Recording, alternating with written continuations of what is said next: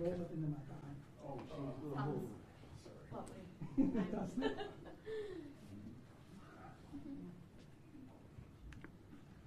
All right. Are we ready? Yes, sir. All right. Good afternoon. I guess I'm going to start this off. Obviously, we have the mayor here and the superintendent. So to talk about, well, obviously the one incident with the school bus being shot at.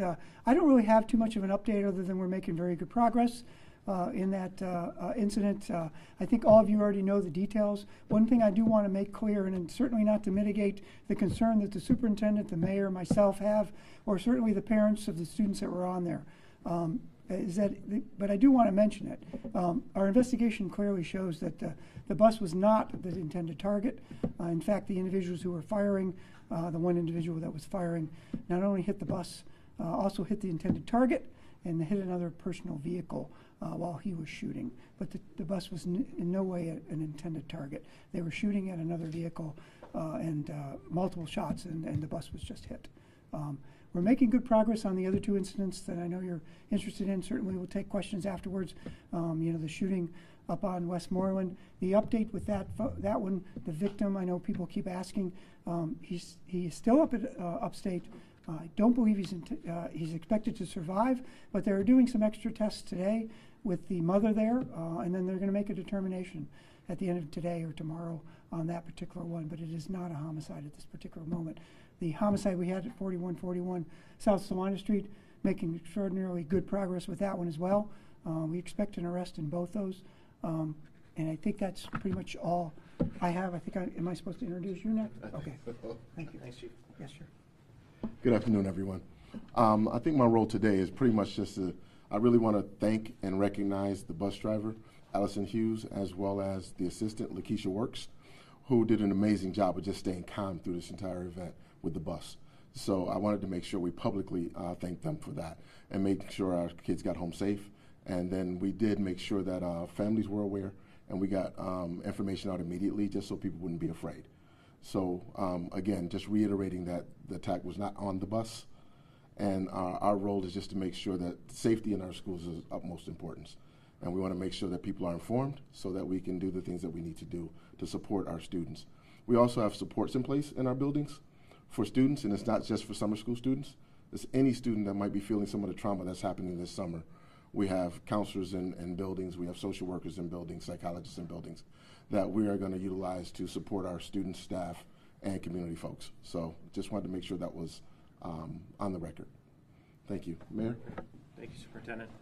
So I'm going to limit my comments to the incident yesterday with the bus, but certainly be prepared to answer questions on some of the other matters that were discussed. And I know in the past when I talk about the school district, I make it a point to note that I'm talking about it both as a mayor, but also as the parent of two Syracuse School District children. And in both capacities, this is one of the worst nightmares that goes through your head.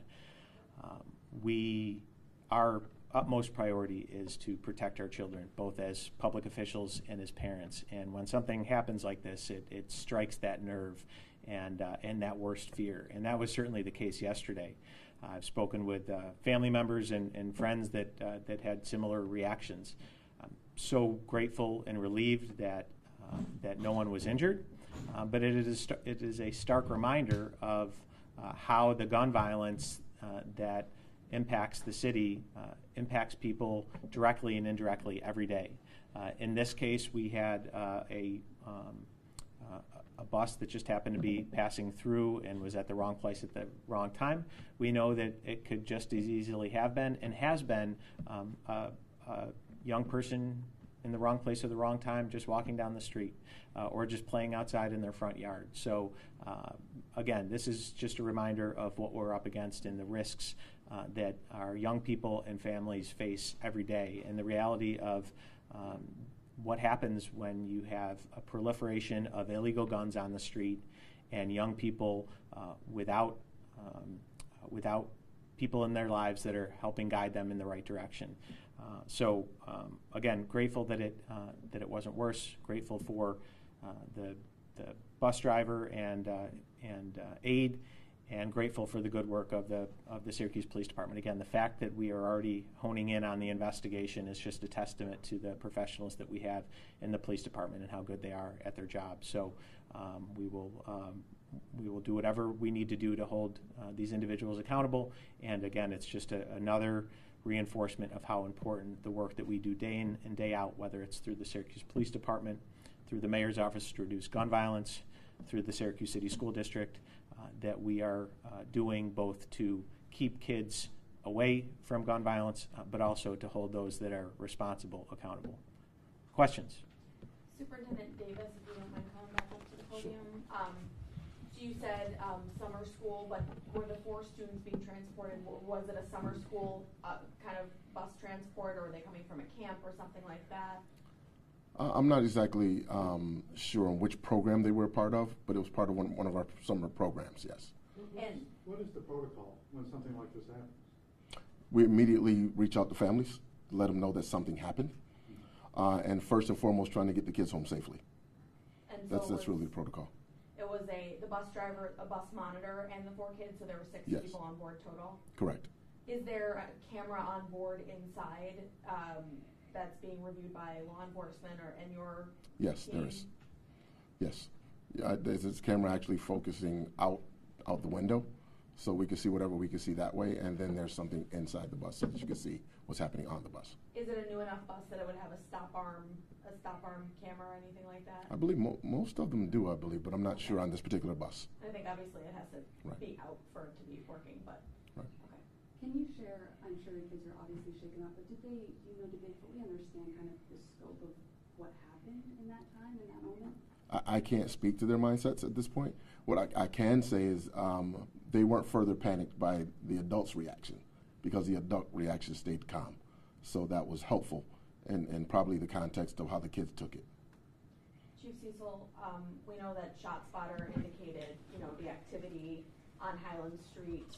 Are there any cameras that are maintained and monitored by the city around that area? I didn't see any just, going back into the area today. Is there ring camera footage that you're looking at? What are you collecting as far as evidence as far as what happened? Yeah, so 100%, Mary, there's been video there that we could collect. I'm not sure it's cop camera, but I know it was ring camera. I will tell you the big reason we moved so quickly, progressively in this homicide is that the responding officer, the first one on scene, in fact, was given some vague description of an individual and immediately knew who hangs out at this particular corner, has dealt with the individual before, and pretty much identified him. Now, it wasn't as if we knew just from that, but from his saying, I think it's this individual, we were able to acquire a photograph and then put it in front of a few other people, and they were like, that's the one. So it was really just good police work. It was good. It was just an officer who really knows his territory. So you have suspects or persons of interest, or how would you classify that right now, I guess? Well, I was trying to stay with good progress, but you know what that means. You've been around a while. It means that we've pretty much focused in on the suspect, and his arrest is immediate. It's going to happen shortly. And a neighbor across the street had said to me today, we had heard that it was, 2 cars and people, exchanging gunfire back and forth in the car. Is that kind of how you understand it? No, my understanding is the individuals shooting were on foot, and they were shooting at a vehicle, but they were on foot. What do you say to people who are feeling scared now? I mean, kids are playing there constantly at that playground. It's just it's an area, there's the cemetery on one side and then there's the playground on the other side, houses. That's an area where families are. I mean, to people who are feeling scared right now, it was in the middle of the day. Yeah, it was in the middle of the day. Listen, what I can say is this. Our officers are working harder than they've ever worked before. We're getting record number of illegal guns off the street. The last number I heard was 180 so far for this year, off the street just this year, which is higher than last year, which was higher than the year before. So we're pulling guns off the street. We've got our give details out there that we've had with our partners, probation, troopers, sheriffs, parole, all those things going out, and those are going out in record numbers as well because Governor Hochul added another $700,000 to that funding. So we're out there, we're pulling guns, we're stopping people. What I would say to folks, if you're feeling nervous, you just have to be aware of your surroundings. Individuals who live in that area, they know the park, they know their neighborhood. If they see something suspicious, people who are loitering there for no other reason than to commit a crime, loitering there and look like they're, you know, if they're flashing a gun or something, they need to let us know that. So we can move in and see if we can prevent something like that, is the best I can offer. But we are out there in numbers like never before, in details, attacking this gun violence. Can it be spoken to how the children got out of the bus when the shooting is still going? Did they arrive, wait till police arrive to get out of the bus and the bus driver as well? I don't know if the superintendent knows more. I don't believe they got out. I think they were still there when we arrived in the bus. It is really the safest place to be. If you think that the shooter's still around, you don't want to get off of that bus. At least you have some cover. So I think they were still there, unless you know differently, Superintendent. I think they were still on the bus when we arrived. Yep. Chief, we've heard you say before that good police work can't happen without the cooperation of the community. You mentioned people saying, that's the guy. Yeah. You're citing ring camera use. Talk about that community kind of support in helping us out with this. Yeah, so I mean, think about it. If you arrived on this scene as a police officer, even if you got there in 15 seconds, and you had no community help, you'd be left with really nothing if you didn't have a cops camera. But right away we had folks offering up ring cameras because they knew that it had been captured on the ring camera. We had the individuals that were driving by at the time actually stayed on scene to talk to the officers about what they saw. And again, as the superintendent mentioned, the bus driver was very helpful as well. So yeah, if you don't have the community's help, we are left with very little if we don't have a cops camera. So it's very important to have community help. Are you seeing changes in the engagement in this cooperation since your administration started? Well, I'm not going to take credit for that, but I think that you know, it's give and take, depending on neighborhoods, depending on what happened, depending on the sympathy. When a young person's shot, like when we had Brexy or Carly Ann up there on Westmoreland, the sympathy is there when the victim is young. We tend to have more community folks come out and start giving us information, but I don't know if it's increased or not. In this particular case, the community came forward, and it was a big help for us. And I think when we make the arrest, it would be as a result of good police work, but also the community. Chief, forgive me if it was said, what was the intended target of the shooter? The intended? What were they actually trying to hit? Another vehicle. Okay, Or so a vehicle. targeting other people in another vehicle? Correct. So we've spoken before about this idea that the rules of engagement for people out on the street has changed over the years. What goes through your heads knowing that this bullet hit the bus when, of course, we spent the past 3 years or so going through the pain of Dior Harris being a quote-unquote unintended target, Brexy Torres-Ortiz being an unintended target? What do you think about with this bullet, thankfully, just hitting the vehicle? Well, I don't know. You're looking for my opinion. I'm not sure how to answer that, other than I will tell you that I agree with you on the rules of engagement. There were times, and again, I don't want to be nostalgic here, but because I've been on 40 years now, but there were times when folks would not shoot around schools. They certainly wouldn't shoot in the direction of a bus. They wouldn't just arbitrarily fire off rounds when anyone could get hit. There were rules of engagements, and they are not in existence anymore. When these gangs go to war, and have disputes, which is what's going on right now. That spike that we're seeing is two gangs having a dispute. There are no rules of engagement anymore, and whoever's around could be caught with a bullet. I mean, we saw it with Brexy Alley, as you mentioned, and other folks. So I don't know. I'm not going to stand up here and try to say something that makes everyone feel safe. What I can say, and I'll go back to what I told Mary, we're out there in larger numbers than ever before. This 10-hour day is allowing us to put more officers on the street. We're doing more give details. We're working with our partners. We have outreach workers going out there more than ever before under Pastor Johnson Kinsey. His outreach workers are trying to get people to put down the guns. And keep in mind, it was working. This spike, before this spike, our numbers were drastically different than last year. And even now, and again, this is not to mitigate the violence we're seeing. It's certainly not to mitigate anyone who's lost a loved one to gun violence. But our numbers are still lower. In fact, 48% fewer people have been shot and killed or injured if you compare it to the last 5 years to this year. I think we're 38% lower than last year. So our numbers are still low because of the work that's being done out there. And we'll continue to do the work because we have to continue to bring the numbers down to the point where folks can feel safe. I hope that people can feel safe. Superintendent Davis, as the leader of the school district here in the city of Syracuse, people are thinking about back to school. I mean, this is happening. You know, people are doing their supply shopping and their clothes shopping, and you know, getting ready and excited for their new classroom. I mean, people I spoke with today said, you know, the people that are shooting, they don't picture their kid on that bus. They don't picture their loved one, someone they know on that bus that they're just shooting at, to go off that rules of engagement kind of conversation. What can you offer now as someone who is in charge of, you know, the safety is so paramount, leading a school district, you know, you're protecting these kids. What can you say to people in the community just about thinking it is someone they know on that bus, no matter if they do or not? I can offer exactly what you're saying. I can offer the fact that the district's going to do everything that we can to make sure students are safe with us, but we're also offering our partnership outside of our district to make sure that in the community, throughout the community, that we're present and able to offer whatever things that we can, whether that's in service or whether that's in information.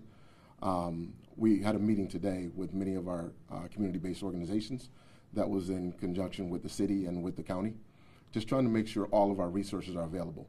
That means people that are on the streets, you know, actually going in to have conversations with these groups, as well as people who are going to treat some of the trauma that's happening throughout the community. So all of those pieces are things that we're willing to be a partner in across the board. But we also need the communities to do the same. When they know something, we need to know what those things are so people can stay safe. But in addition to that, we all have to take ownership of what's happening. So it's not one entity that's going to solve this issue. It's going to be a citywide effort to make sure that we get this city back to a place where everybody can feel safe. Chief Siegel, circling back, you've been here a while, and you mentioned, do you think that this incident kind of serves as a sign of the times, a generational difference between maybe a few years ago to now, that this generation of young people are just crime is that much different from maybe when you started a few years ago? I think you're right. I agree with everything you just said, because it was the gang members from before, if we're talking about gang members, the shooters out there, they were typically older. They typically grew up in a gang where they had those rules of engagement. These young folks that are being initiated into these gangs don't seem to have that, don't seem to care. But as the mayor mentioned, the proliferation of guns out there too is a big problem. If you know, someone asked earlier, what can the community do? One thing you can do is, if you know your child has a gun in his bedroom, you should let us know about it, because that gun's going to be used either against someone or he's going to end up getting shot with that gun. But I think you're right when you say it could be generational. There doesn't seem to be any thought process that goes into. We're talking young people with guns too, so there's no thought process. They're not considering who's behind their target, who's next to their target, where these bullets can go. They go quite a distance after they're shot, but I think you're right about the generational thing too. I do want to add, with the, you know, the superintendent mentioned about safety in schools. Every year we do this, and it will be no different this year. We work very closely with them, and we put extra officers, patrol officers, uniformed cars around the schools at the start of the school year, and we're going to be doing that once again to make sure there's a presence around the schools, make sure people feel safe when they come in there. We won't likely sustain it throughout the entire school year, but we do it at the beginning, because that's when all these folks that are out there in the street, including some of the individuals who are part of these groups, will be coming together in these schools. So we'll be around the schools in greater numbers. We'll have our SROs in all the high schools. I know the superintendent and I are working diligently to see if we can hire retired officers to bring them on as SPOs, special police officers, to put them in those other schools that don't have police officers. The funding's there, everything's in place. We're just having difficulty finding individuals who want to take those jobs, but we're going to do everything we can to make things safe for those schools. Chief, the 15-year-old victim, I know that not a homicide just yet as things stand. Hopefully there's signs of improvement. What does the wounds that he sustained suggest about how close he was shot, the circumstances around the shooting? What kind of, it's a clever way of asking me what the details of the homicide are, or the possibly soon-to-be homicide. Yeah, I don't really want to go into that other than we have good progress. If I was to give you some of those details, it could jeopardize the case. So I'd rather not go into those, if you don't mind. Okay, one more question. You mentioned that no one on the bus was injured. At this moment, do you know of anyone in the car they were shooting at with? No, the driver, there was only one person in the car. The personal car, not the intended target, is what you're saying? Yes, the person. Yeah, the personal car, the individual driving that, the driver was not injured. As far as I know, even the intended target. We haven't had anyone show up at the hospital, so I don't think anyone was even injured in the intended target either. I know it said one more question, but you said you had suspects. Are you just looking for them, or are they, at this point, arrested? So yeah, when I say good progress, and again, all the media people in the room that have been around for a long time know what that means. It means we've narrowed our search down, that we've pretty much identified a suspect or suspects, but we do not have them in custody yet. Thank you, everyone. Thanks. Thank you, folks.